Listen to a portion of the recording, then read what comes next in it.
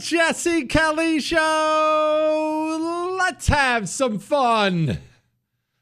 On a Thursday, fantastic stuff in the news this Thursday. I can't get the smile off my face. We're going to have some fun tonight. I'm going to try to get to a bunch of emails. We'll talk about how and why do all the evil people seem to know the Democrats are on their side. This whole Mike Waltz stuff. He's out, but he's back in. We'll discuss it. Someone at the FBI is gone, a very evil man. We'll talk about why you still need to move. All that, emails, all kinds of great sound, and so much more coming up tonight on the world famous Jesse Kelly Show. All right, before I get to any of those things, we need to have a talk. Not about the left, about the right, about us. Not you specifically, but about our politicians, about our...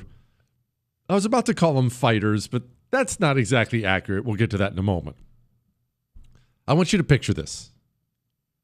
I want you to picture there's a school, kindergarten. Right? It's a big kindergarten school, okay? And we're worried about the safety of the kiddos, as I hope you are. I am. And so we hire a security guard.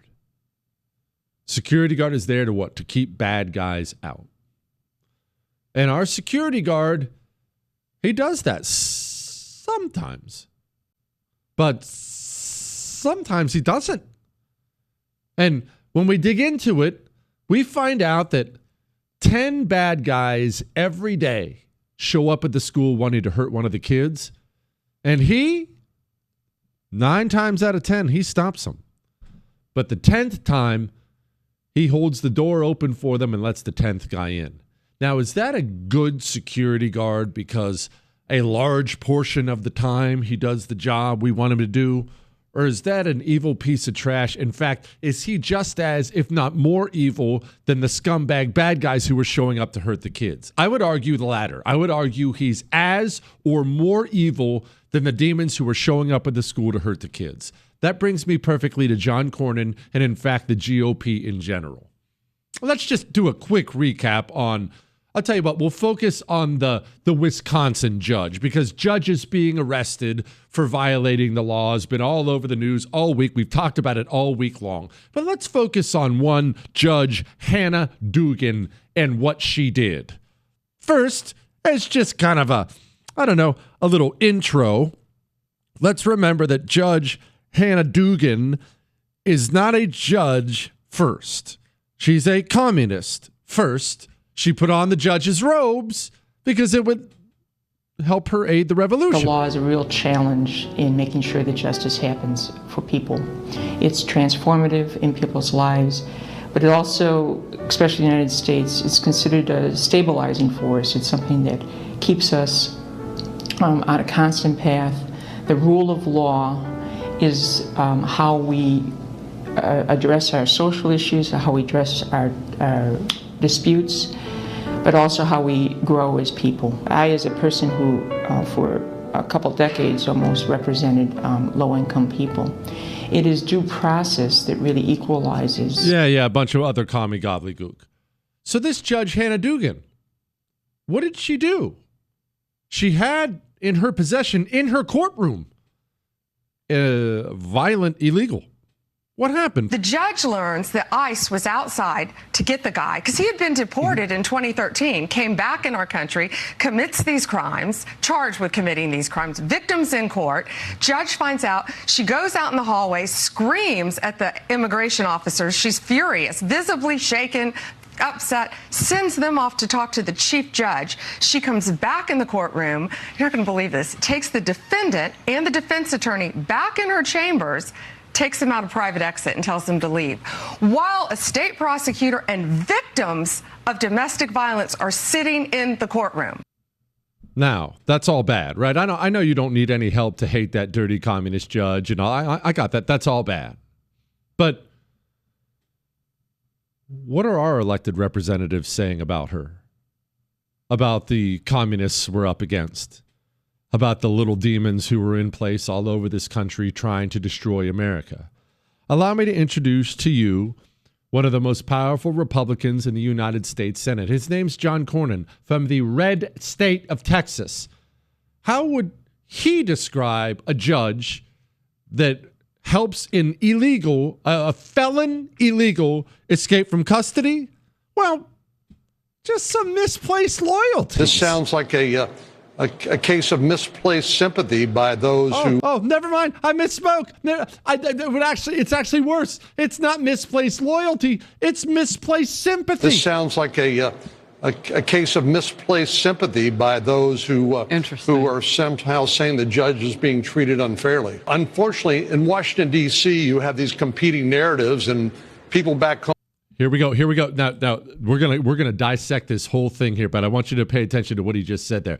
We have these competing narratives doing the ultimate, well, I mean, both sides are kind of saying stuff type thing. Home in Texas and elsewhere wonder, what the truth is.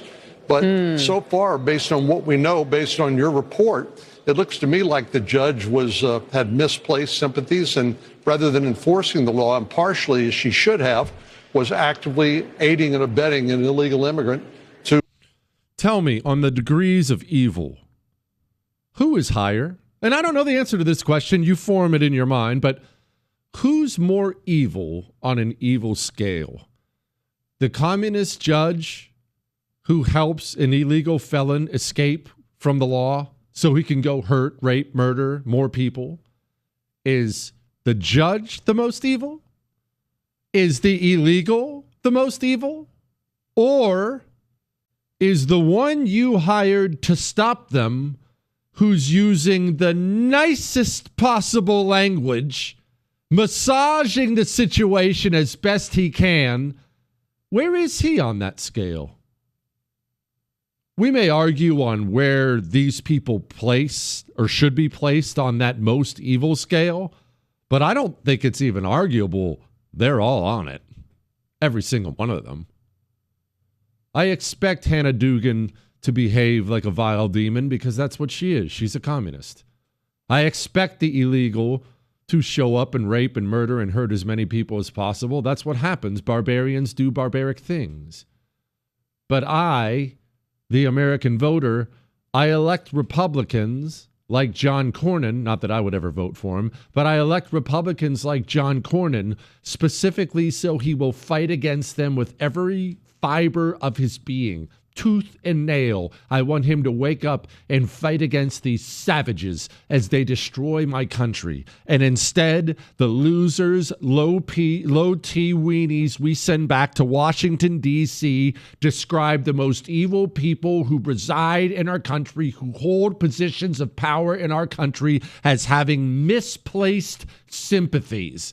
I want to again remind you, this entire rant was a reminder for you, and it was a wake up for me. Another reminder for me, because I need these reminders from time to time too. I know there's good things in the news. We'll get to that. We'll get to Elvis Chan and some other things in a moment. I know there are good things happening out there. You have a ton of work to do, and so do I. There is so much work to do reforming the GOP. I'm not talking about voting against Democrats. That's the bare minimum. Everybody has to do that. If you're a sane human being, you vote against Democrats. That's obvious at this point in time.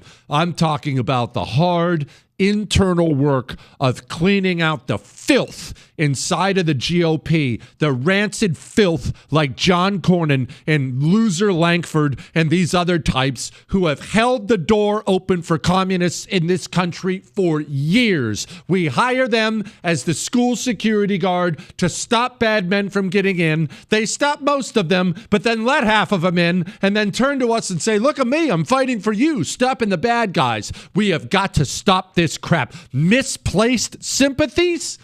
That's how we're describing a criminal. I'll tell you something. Did you know that in a just society, in a society you wanted to continue? I know this sounds bonkers because we're in America and we don't have that kind of society, but the most severe punishments in any society should be for elected officials who commit crimes with their office. Did you know that?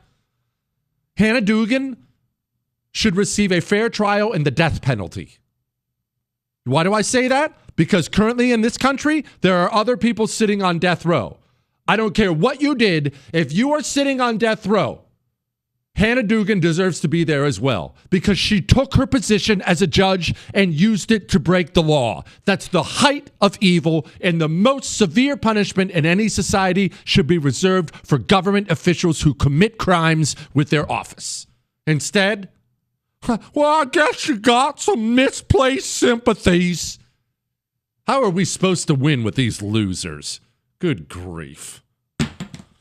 Sorry, I'm mad. John Cornyn brings out the worst in me. I'm going to be fine. I'm fine now. I can feel myself getting calm.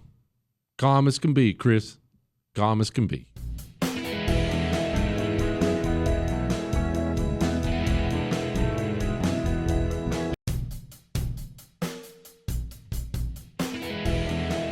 It is the Jesse Kelly Show on a wonderful Thursday, reminding you that tomorrow is an Ask Dr. Jesse Friday. Ask me anything. All 3 hours, just like every Friday, dedicated to you and your questions. Whatever you email in to jesse@jessekellyshow.com. They're already pouring in. Email them in now. jesse@jessekellyshow.com. Now, this is from my friend Brianna Morello. Exclusive. FBI places censorship agent Elvis Chan on terminal leave. Now, let's pause and just recap really quickly for those who kind of get lost in how many scandals there are, or maybe you're newly paying attention to politics. The FBI is an evil secret state police agency. It's not a law enforcement agency. They're not the good guys at all. They're the bad guys, very much so. How evil are they? Well, Hunter Biden was a lifelong felon and a disaster. He just is. And because he's apparently one of the most self-destructive people in human history, he likes to record his crimes and put them all on his laptop. But wait, there's more. After recording his crimes and putting them on his laptop, he then takes that very same laptop with the crimes on them. He takes it down to a laptop repair shop where somebody will then witness his crime. But wait, there's actually more. He'll then forget about the computer. And just so you know, all those phone repair, laptop repair shops, computer repair shops, they all have the same policy. Every single one of them. And it's right there in the paperwork you sign. If you leave it with them for a certain amount of time, whatever that time is, it becomes their possession. It becomes theirs. So the owner of this laptop repair shop takes possession of the laptop. He looks at it. It's his. He sees that the vice president, his son is a multi-time felon. He thinks, okay, probably bad. I'll turn it into the FBI. The FBI took possession of it, looked at it. The FBI knew it had hard evidence in its hands that Joe Biden's son is a multi-time felon. It's all the evidence is right there. But because the FBI is not a law enforcement agency, it's an evil secret state police agency, they chose to hide those crimes. They just kind of, hey, put the laptop in a box in the corner or something.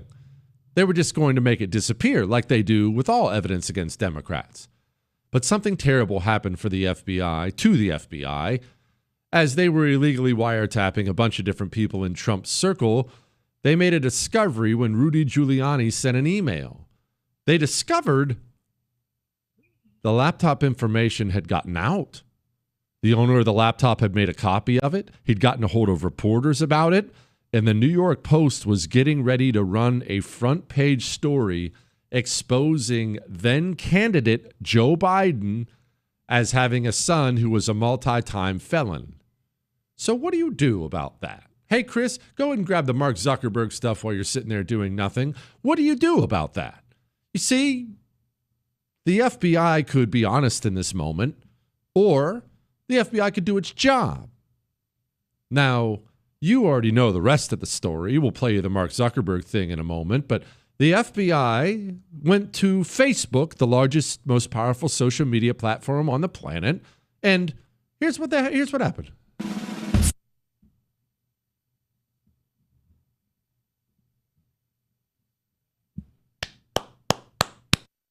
How do you guys handle things when they're a big news item that's controversial? Like there was a lot of attention on Twitter during the election because of the Hunter Biden laptop story. The New York Post. Yeah, we have that too. Yeah, so you guys censored that as well? So we took a different path than Twitter. I mean, basically the background here is the FBI, I think, basically came to us, some folks on our team, and was like, hey, just so you know, like you should be on high alert. We thought that there was a lot of Russian propaganda in the 2016 election. We have it on notice that basically there's about to be some kind of dump of that's similar to that. So just be vigilant. Just so go ahead and stop. That's enough, Chris. That, of course, is presented to you in the most benign possible way by Mark Zuckerberg.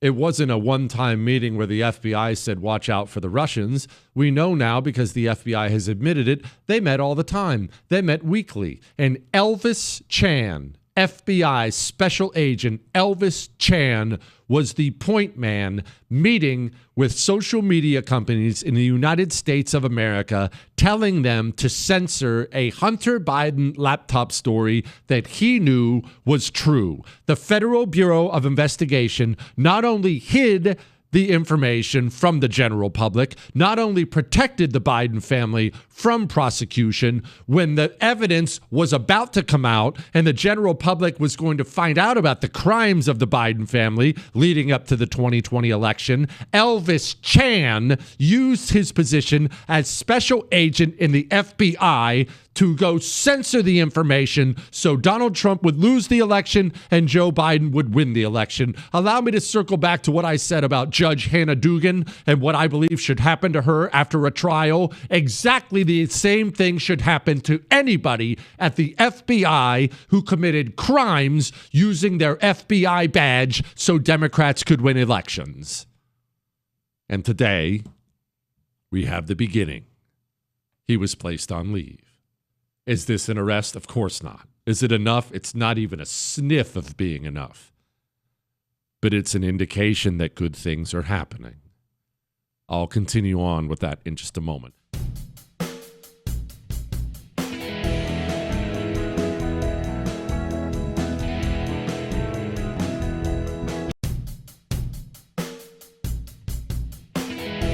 It is the Jesse Kelly Show on a wonderful, wonderful Thursday. Remember, if you missed any part of the show, you can download the whole thing, iHeart, Spotify, iTunes. Back to Elvis Chan being placed on terminal leave.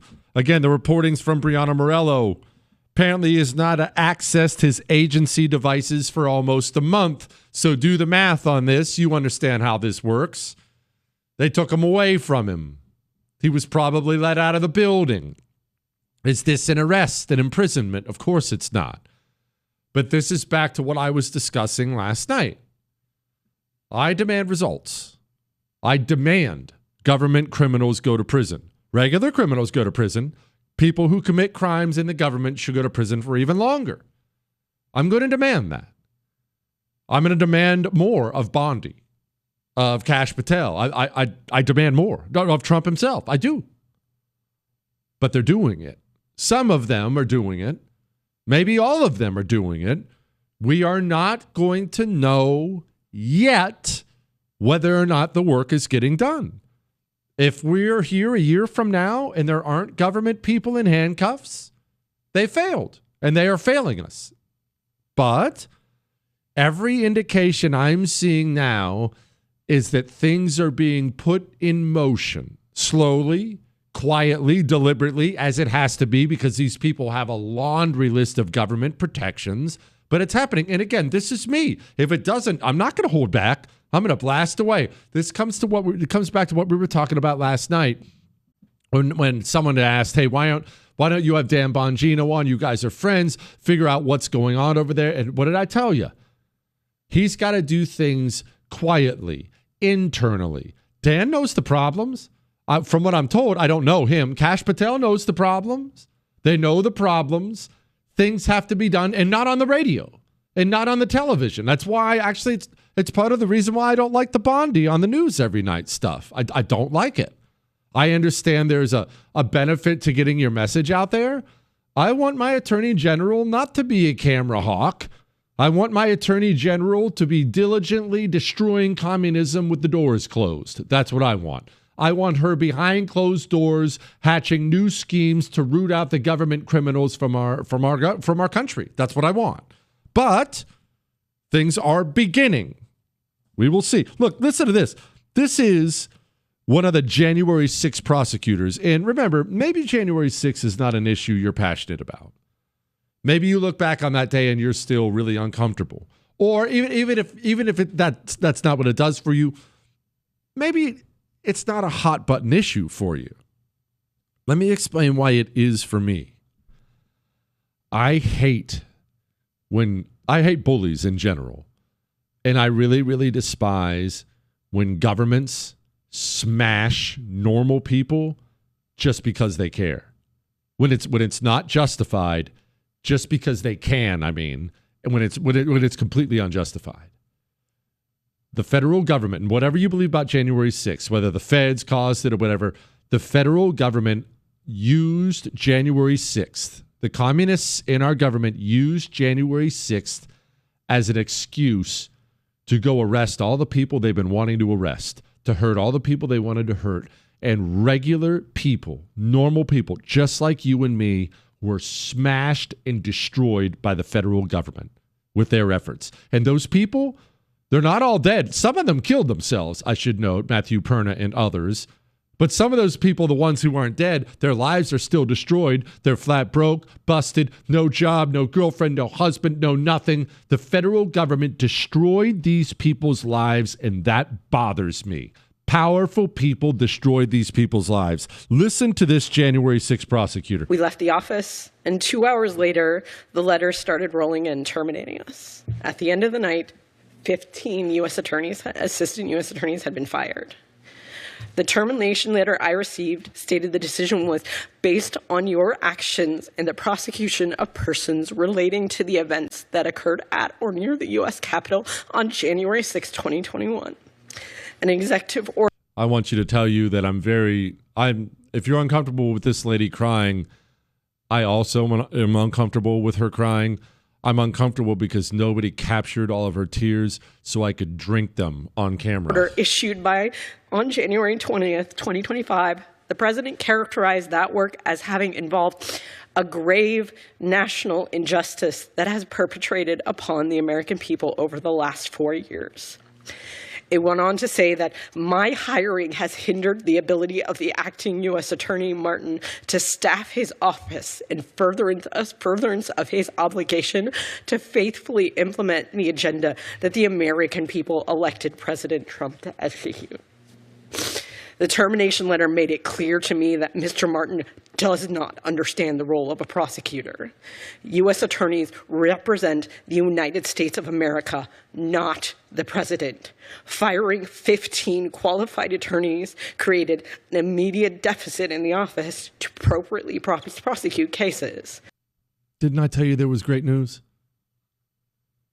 That monster was a communist, is a communist first, wormed her way up the legal ladder to become a big shot U.S. attorney.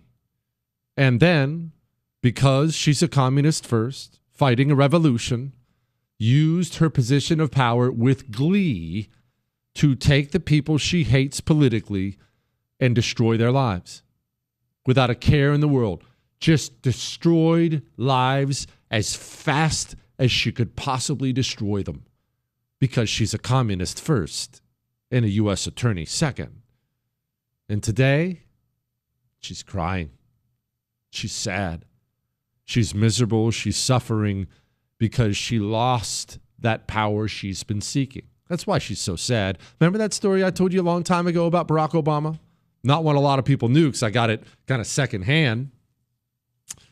Guy I was talking to, graduated with Barack Obama. Actually, a guy I was talking to knows a guy who graduated with Barack Obama from Harvard.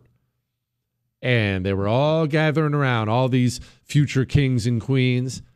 talking about what they were going to do when they graduated. And every one of them, of course, because it's Harvard, they're all going into some lucrative law job here or finance job there. And I'm going to be CEO of this and this and this and that. And they got to one Barack Obama. And Barack Obama said something that made them all laugh and mock him. Barack Obama said, I'm going to go be a community organizer. They were all, wait, what? What even is that?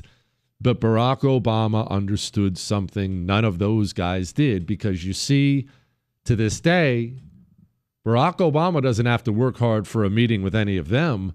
They have to work hard for a meeting with him, because he wasn't out there seeking just money. He understood where power is. He was going to grab it, and he was going to use it. That's how communists look at everything. Everything. That's why your son's kindergarten teacher has pink hair and a rainbow flag on the wall. That's why Hollywood just happened to another show. I hardly ever watch TV. Ob and I tried to watch one last night. Dexter. It was an old show, Dexter, we had watched. They came out with a new version of it. It took them 5 minutes to cram some LGBTQ crap in there. That's why. They're not making shows. They're not teaching kindergarten. They're not being generals and admirals in the military. They're not being U.S. prosecutors. They're not being judges. They're none of those things first. Those are costumes they wear. They're communists first. They're communists first. And because they're communists first, that's why they sought out the positions of power they have. They sought those positions out to aid the revolution. If they're firing, if they're being fired, if they're crying, it's a good day in this country. All right, let's talk about the Mike Walls thing real quick. Hang on.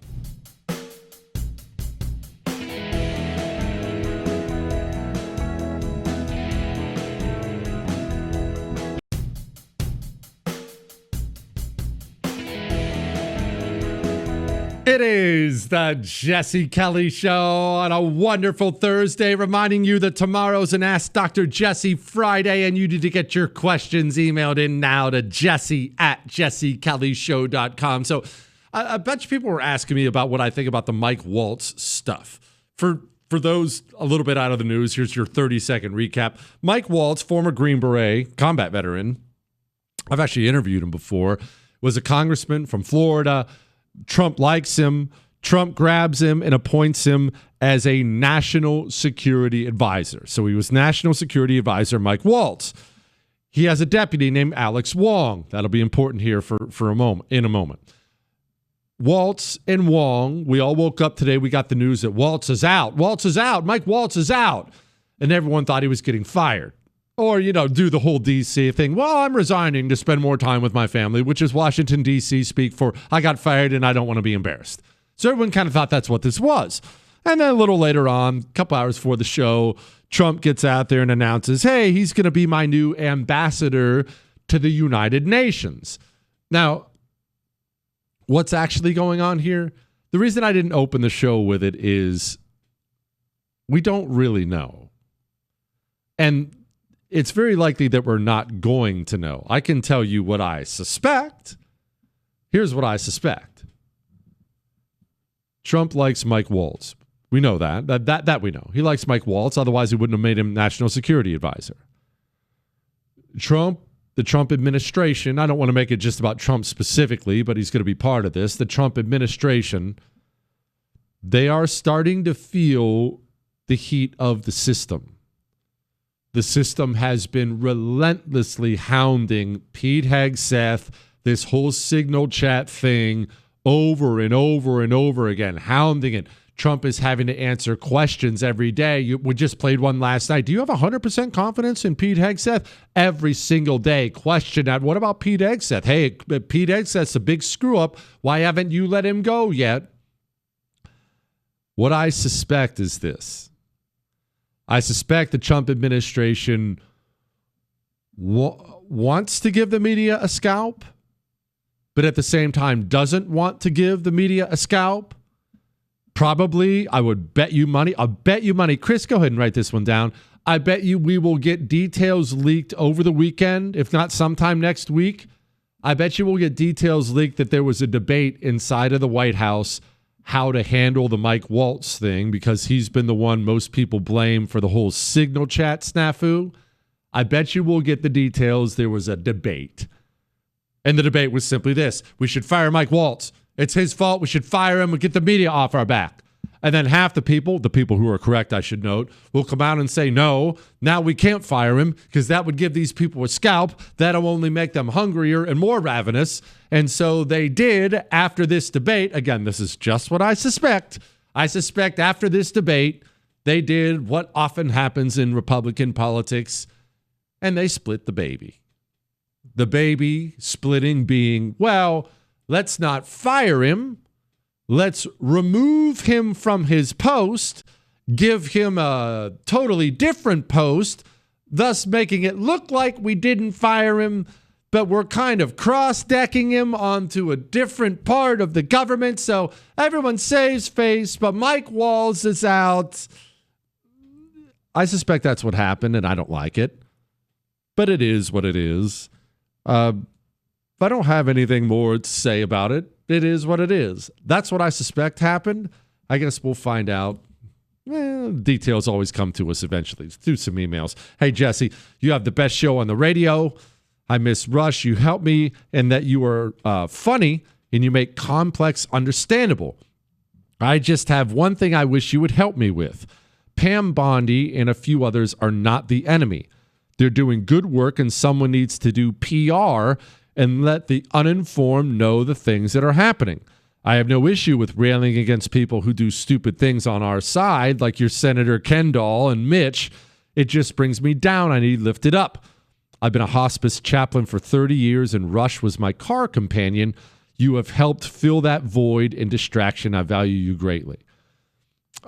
Look, whether or not we cheer or pour scorn on Pam Bondi is entirely up to Pam Bondi. What Pam Bondi has to do, the task before her, is enormous. She has to do the legal version of being the first one to climb Mount Everest, and this is what I mean. The Department of Justice, instead of holding government people accountable, has protected government people for the entire 43 years of my existence, under Republicans and Democrats. Eric Holder did it. Bill Barr did it. Jeff Sessions did it. They all do it. They all get criminal referrals. Hey, this FBI agent did this. This judge did that. And the Department of Justice, instead of taking these government criminals and throwing them in a dark hole, has protected these people. They have done this for so long. Now they view it as really their role as protecting government people. Pam Bondi must break that cycle. She can't be a good Republican AG. It's not enough. Arresting cartel members is not enough. The latest press conference with a drug bust is not enough. And I realize the task in front of Pam Bondi is daunting because we're asking her to be some system-shattering reformer.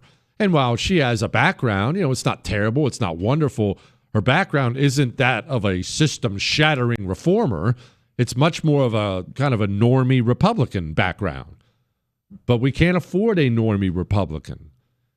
When I am hard on Bondi or anybody really, anyone on our side, you should understand that I am hard because I am operating with a desperation that knows we have now less than 4 years to clean out the communist filth, because when these people come back to power, my word, you can't imagine the things they're going to do. You thought it was bad under Joe Biden? That was them getting ready. That was the beginning. That was them just kind of crossing the I's and dotting the T's on the horrible things they want to do to American citizens. We cannot afford Pam Bondi to be okay. And you know what? We can't even afford her to be good. We can't. We need great. We need amazing. We need something that we haven't ever had. We need something that we've never had, at least in my lifetime. She can't afford to be good. She has to be legendary. And so, look, when she does great, I'll praise, as I have. But we need a lot of work done. There's a lot of work that needs to be done. Elvis Chan's out there on terminal leave. Could really use a new set of handcuffs. That's all I'm saying. Anyway, let's talk about the American left and their love of criminals and how the criminals know it. Next.